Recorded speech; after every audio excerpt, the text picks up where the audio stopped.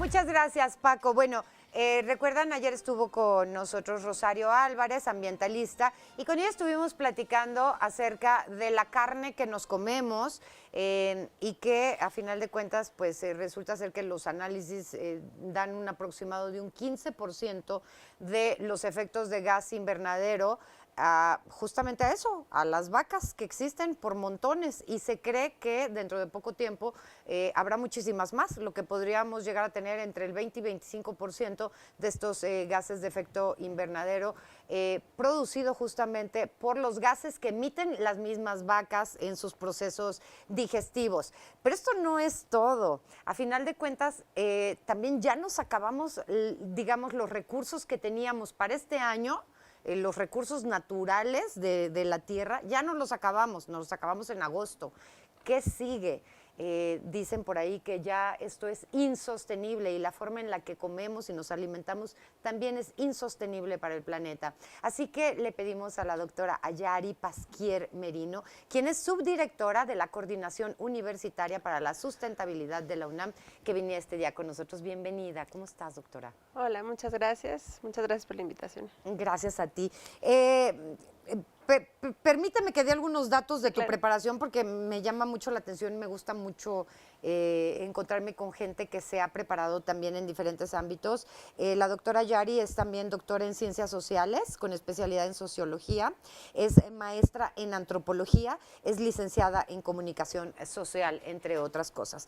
Entonces, Ayari, ¿qué nos está pasando? De repente vemos, pues claro, podemos comer frutas que vienen, rambután que vienen de Tailandia y peces que vienen de Japón y el espagueti que viene de Italia, y estamos fascinados porque en el supermercado encontramos de todo, y la verdad es que nos comemos otras cosas en vez de comernos lo de la milpa que se hace aquí en Milpalta justamente. ¿Tú estás sobre la idea de que ya es inaceptable nuestra forma de alimentarnos? Yo creo que más que empezar por juzgar si es aceptable o inaceptable, hay que entender el proceso de dónde viene, ¿no?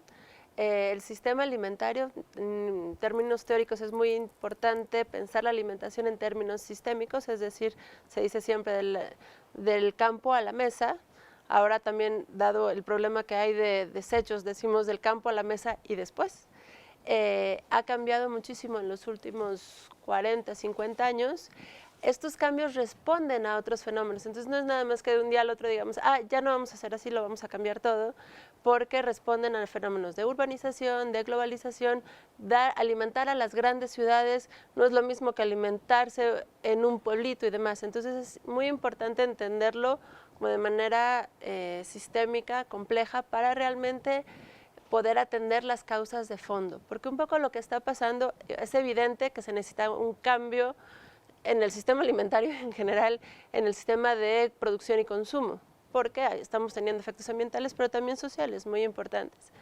Sin embargo, hay muchas salidas fáciles, digamos, que nos pueden costar muy caro.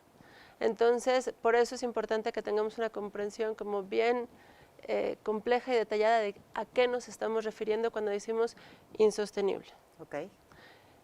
Desarrollando un poquito esta idea, podría decir como en términos muy generales que, bueno, sabemos, hay un cambio en el sistema de producción de los alimentos que está basado en un uso muy intensivo de insumos muchos de ellos fósiles, pero que responde a una necesidad creciente de alimentos. Ahora bien, es importante tener en cuenta que si bien la cantidad de alimentos, la productividad de alimentos y la cantidad de alimentos producidos ha aumentado muchísimo, y es cierto, han bajado las tasas de desnutrición aguda en el mundo, en México también, no por eso se ha eliminado. Y entonces hay también que tomar en cuenta cuestiones de equidad social, ¿no? Cómo se distribuyen los alimentos y cómo se distribuyen alimentos de calidad, porque otra de las cosas que hemos visto es que han bajado las tasas de desnutrición aguda, pero se llama la doble carga de la malnutrición. Vemos de manera que no logramos superar realmente estos problemas, y estos se van sumando a otros nuevos problemas alimentarios como la obesidad, la hipertensión, la diabetes, y bueno, todavía no se habla tanto de eso, pero también los efectos acumulativos de otras sustancias que pues vamos consumiendo a lo largo de nuestra vida, tanto por los modos de producción, pero no únicamente, también por los modos de transformación de los alimentos, ¿no? Correcto. Fíjate que hace que será como 1 año y medio aproximadamente, una nutrióloga que trabaja con nosotros como colaboradora, nos trajo un estudio en el que se fueron casa por casa. Ahora sí que me deja ver qué es lo que tiene en su refrigerador, qué es lo que tiene en su alacena. Y lo que descubrieron es que las personas, las familias con menores recursos, tenían más cantidad de alimentos hiperprocesados en sus refrigeradores. La respuesta era, es que nosotros en el rancho o en el pueblo donde vivíamos, pues nada más comíamos frijoles y tortillas. Entonces yo para mis hijos quiero lo mejor. Y por eso les tengo el yogur de sabor de fresa y, ¿sabes? O sea, todo este tipo de cosas que evidentemente son las que nos están llevando también a estos niveles de diabetes y de obesidad. Entonces, hay una desinformación también. Hay una desinformación y hay un acceso desigual a alimentos de calidad. Porque sí, eso lo hemos confirmado en distintos estudios sobre seguridad alimentaria, sobre todo urbana, en donde los alimentos hiperindustrializados muchas veces son más baratos y son más fáciles de obtener. Si tú te sales a la esquina de cualquier tiendita de la Ciudad de México, ¿qué vas a encontrar? Frutas y verduras, carne de la mejor calidad, pescado, pollo, o sea, variedad de alimentos frescos, no. No. Lo que vas a encontrar Panes empacados. son puras cosas empacadas y también las personas que dependen de un ingreso cotidiano y que tienen que trabajar tal vez por la misma marginación espacial de la ciudad. Podemos imaginar rutinas de hombres, mujeres, jóvenes que están transportándose durante 2 o 3 horas para llegar a un trabajo, regresar. La cotidianidad se vuelve muy complicada. Entonces también hacerse cargo de la alimentación requiere su tiempo. Ir al mercado, el día que se pone el mercado, o sea, son cuestiones económicas, pero no únicamente, requiere tiempo, requiere información, sí, pero hasta cierto punto. Hemos visto con las campañas contra la obesidad durante mucho tiempo que la información es necesaria, pero no es suficiente. Y cuando hablaba de trampas o como de caminos demasiado fáciles que no resuelven de fondo la situación, hay una tendencia a culpabilizar al consumidor. Es cierto, los consumidores tenemos un gran poder, una responsabilidad sobre nosotros y sobre el planeta sí, pero no somos los que estamos guiando o no somos los únicos actores que están guiando el sistema alimentario. Y la oferta se ha modificado no por una demanda del consumidor o no únicamente, sino por una gobernanza del sistema alimentario que está cada vez más en manos de pocas empresas que tienen un gran poder en la toma de decisiones, incluso de regulación. Entonces, por eso les invitaba, ¿no?, a contemplar siempre esta cuestión del sistema alimentario, porque ¿qué pasa cuando le damos toda la responsabilidad al consumidor? Una, lo culpabilizamos y muchas veces no tiene ni siquiera las herramientas para responder por cuestiones económicas o porque han ido al supermercado y han tratado de salir con nada de plástico en las manos. No, es complicado. Ayer salí como a las 10 de la noche a buscar algo de comida y pues lo que me quedaba más cerca es la tienda de conveniencia, que hay 3 cadenas, ¿no? Una enfrente de otra, ahí cerquita de mi casa, como a 1 cuadra. Y le di 4 vueltas a los pasillitos y pues lo único que veía era pan empaquetado, bolsas de azúcar, bolsas de papas, chicharrones y todas estas cosas. Y digamos de alimento a alimento, pues los mismos yogures bebibles, yogur quesito, una manzana envuelta, un plátano envuelto, tan.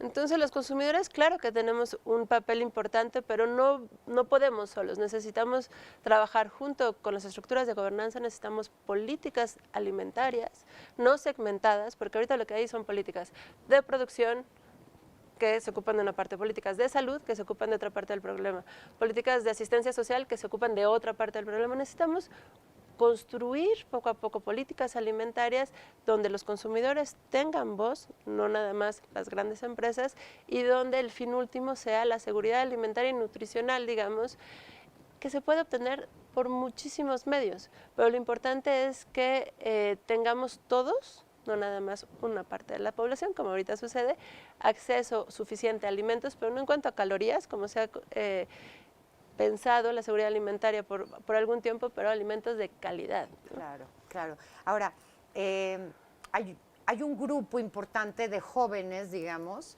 que están viendo todo y diciendo, yo no quiero estar comiendo este plástico, yo quiero comer comida. Y si me puedo asegurar que es orgánica y que fue procesada sin todos estos insecticidas, etcétera, pues muchísimo mejor. Claro, esta comida cuesta muchísimo más y ese es el problema. Exactamente. Yo creo que es importante tener en cuenta eso. Hablábamos justo hace algunos días que estamos construyendo un proyecto para la universidad de cómo podemos nosotros impulsar una mejor alimentación y es fundamental que no sea para algunos cuantos, ¿no? O sea, porque tal vez algunos tenemos la capacidad de comprar las tortillas nixtamalizadas que vienen de milpas, que sabemos que están libres de transgénicos y lo que sea, pero lo importante es que este tipo de alimentos sean de acceso para toda la población, porque además, seamos sinceros, si nada más se queda en un pequeño nicho de mercado, tampoco va a tener un impacto ambiental tan importante. Si producimos tortillas nixtamalizadas y de buen maíz para 40 millones de habitantes, eso sí tendría un impacto ambiental.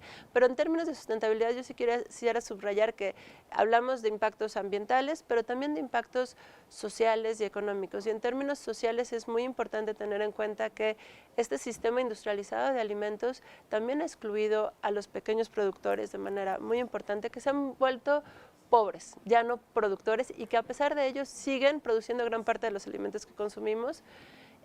Pero además el sistema, la industria alimentaria, desde la producción, la transformación, la venta e incluso los restaurantes, es de los sectores con mayor precariedad laboral. Entonces hay muchos ámbitos en los que trabajar, digamos. No cabe duda, y luego lo que pasa es que pues uno no se entera, ¿no? O sea, tú vas al tianguis, al mercado o al súper y puedes tomar una decisión que es, compro 4 jitomates por 35 pesos, que son orgánicos, o compro 1 kilo por 12 pesos, no sé, por mencionar algo.